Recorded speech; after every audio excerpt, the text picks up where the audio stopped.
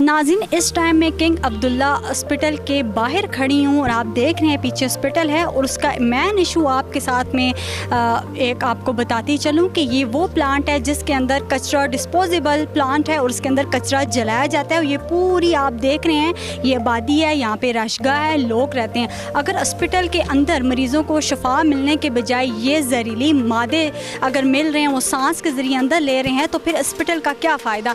यहाँ पे वो कचरा जलाया जाता है और यहाँ पे आबादी भी बहुत ज़्यादा है और यहाँ पे जितने भी लोग रहते हैं वो धुएं के ज़रिए, वो जो आबादी है वो धुएं के ज़रिए और उस कचरा जलता है, वो लोग जहाँ पे रह रहे हैं, ज़ाहिर सी बात है सांस ले रहे हैं, सांसों के ज़रिए वो जो जितना धुआं है वो स्मेल है वो अंदर जाती है, उससे कई बीमारियाँ फैलते हैं। और लोगों ने इतना एहतजाज किया लेकिन इंतज़ामिया ने कोई अमल दरामद नहीं किया। ये हॉस्पिटल के अंदर ये प्लांट लगाया गया है जो कि जहरीला प्लांट है और लोगों को फिर से मैं कहना चाहूँगी कि लोगों को शफा मिलने के बजाय उनको यहाँ पे आके और बीमारियाँ लग रही हैं। तो हॉस्पिटल के अंदर जब शफा नहीं दी जाती तो फिर इस प्लांट का भी नहीं होना चाहिए, इस प्लांट को ख़त्म करना चाहिए।